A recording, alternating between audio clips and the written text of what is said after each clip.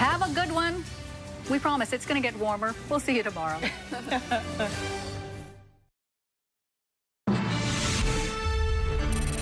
Bonnie and Clyde, an escaped convict and his fiancée still on the run one day after another killer is caught trying to hitch a ride out of the U.S. We'll speak with a U.S. Marshal charged with tracking down cabin chaos. A fed-up flight attendant is arrested after losing it on the tarmac and jumping down the plane's emergency chute. One of the passengers will be live in our studio and tell us what happened. And eaten alive, a new mother battles a flesh-eating bacteria and survives. She's live in our studio with an exclusive interview. Early this Tuesday morning, August 10th, 2010. From CBS News, it's The Early Show. Live from Fifth Avenue in New York City.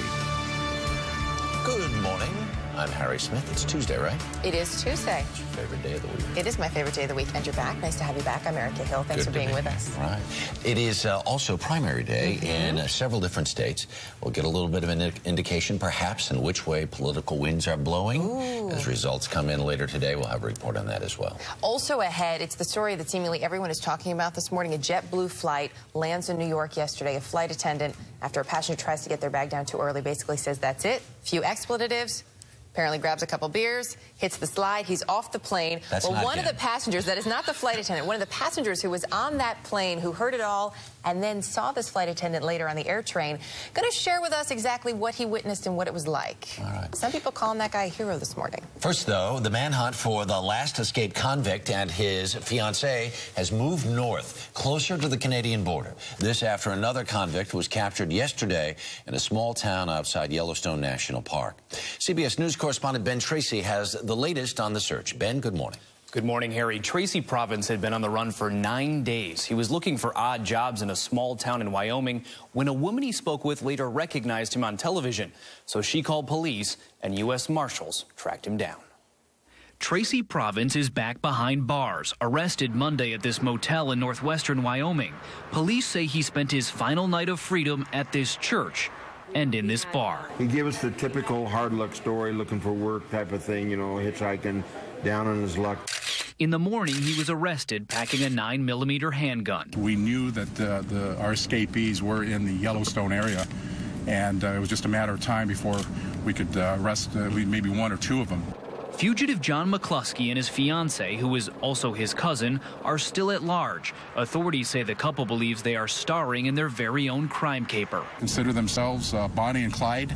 They joke about it. But their trail of terror since Province and McCluskey broke out of this Arizona prison is far from funny. The two escaped from Kingman, Arizona on July 30th. They allegedly hijacked a truck and then wound up in Santa Rosa, New Mexico, where they are accused of killing a couple who were on vacation. Their burnt-out camper and charred bodies were found last Wednesday. The fugitives then headed north towards the Montana-Wyoming border, where Province was caught Monday morning. McCluskey and his fiancée are now thought to be traveling east. McCluskey and Welch are considered armed and extremely dangerous. The two fugitives were already dangerous men. Province was serving a life sentence for robbery and murder, including stabbing a man 41 times. McCluskey was sentenced to 15 years for attempting to murder a police officer. Criminal profilers say people like this will do anything because they have nothing to lose. You can pretty much think you can get away with anything. You can kill, you can steal, you can rob. As long as you stay on the run, it's good for you. But the U.S. Marshals say McCluskey and his fiancée won't be able to stay on the run for long. More than 100 law enforcement officers are looking for them, and they vow to stay on them, quote, like a cheap suit. Harry? Ben Tracy, thanks. Joining us now from Phoenix is Chief Deputy U.S. Marshal Fidencio Rivera. Good morning, sir. Good morning, Harry. Make no mistake, these are some bad folks out there, correct? That's correct. Convicted criminals for attempted homicide in McCluskey's case and Welch, who have been tied by forensics to a double homicide in Santa Rosa, New Mexico. Yeah, Province is in custody now. Is he cooperating at all? At this point in time, you know, he has been interviewed. The information he's able to provide was really limited based upon the fact that they separated sometime, you know, a few days back. So now, you know, there's you know, he provided very limited information. What is your worst fear about what might happen with these two on the run like this? The worst fear is that another incident like Santa Rosa, New Mexico can happen again. At this point in time, they demonstrated a propensity for violence. All three of them were serving time in prison for either for homicide, for attempted homicide. And where is there? Do you have a specific geographic location you're really focusing in?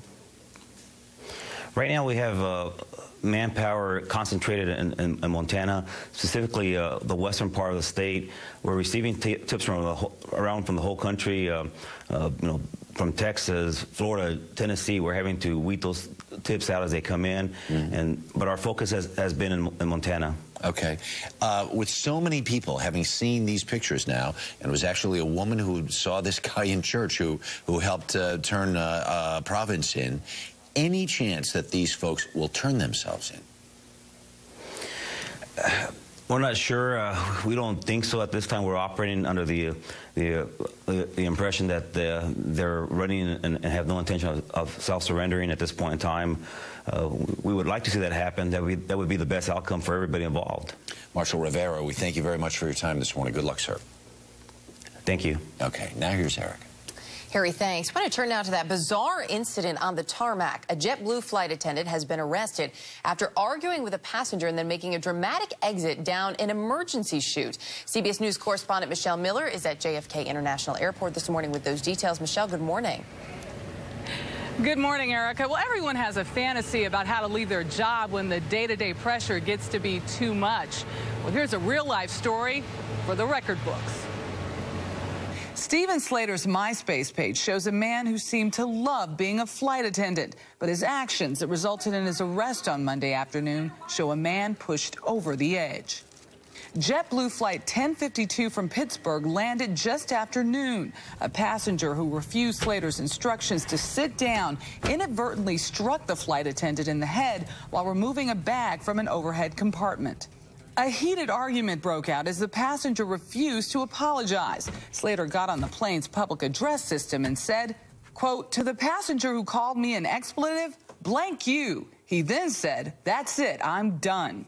In an escape fit for the movies, Slater opened an exit door and inflated the plane's evacuation slide, grabbed 2 beers, and simply slid away, leaving the passengers and a career behind. Slater left the airport and headed to his home. Authorities tracked him down and descended upon him with what neighbors call the full force of the New York City Police Department. They will